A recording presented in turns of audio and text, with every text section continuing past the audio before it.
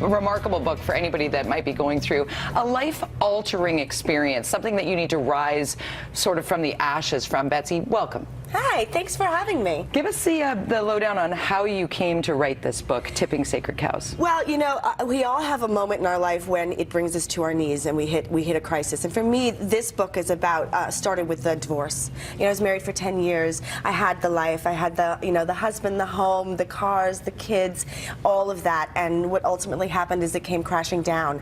And I woke up and realized that I sort of lost my identity. I lost who I was, and I lost what I loved. And I had to refine that. I don't like to say reinvent, but I had to refine who I was. Reestablish it. Reestablish, dig deep into the core of who I really wanted to be, and that's the sacred cow. So a sacred cow is something that you hold up against criticism. And we have a tendency to have these beliefs about who we are. Perfect wife, perfect mother, perfect PTA mom, whatever you want to be, and we try to live up to those. And oftentimes we feel like a failure. So for me, I had to just take a step back. Okay, I'm divorced. I'm now going to be a single mom. How do I create that life for myself and make it feel wonderful and successful?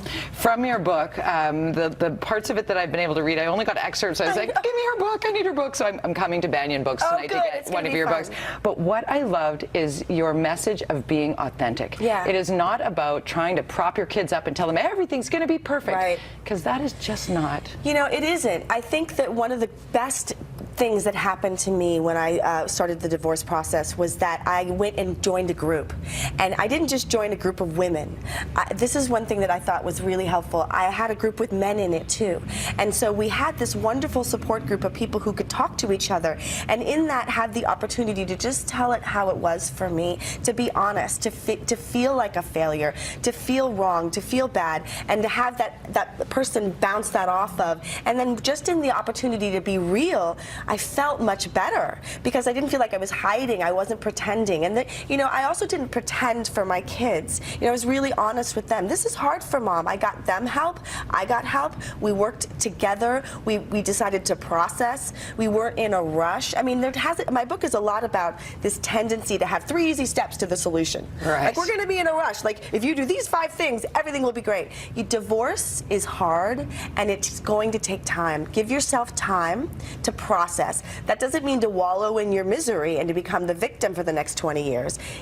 Do the work and give yourself the time to process. And that's really what my book is about for me, my process of how I sort of found, oh, I can be I am happy. I can do this. You know, that was a great period of my life, and it doesn't mean that it's going to define the rest of my life. And I can have fun. My kids can be happy. Wow, this is great. What a great message too. It really is about coming out of the ashes, and it starts from inside. But the point that I think our viewers will appreciate the most there is it's not weakness to reach out for help. No, it isn't. Ask for help.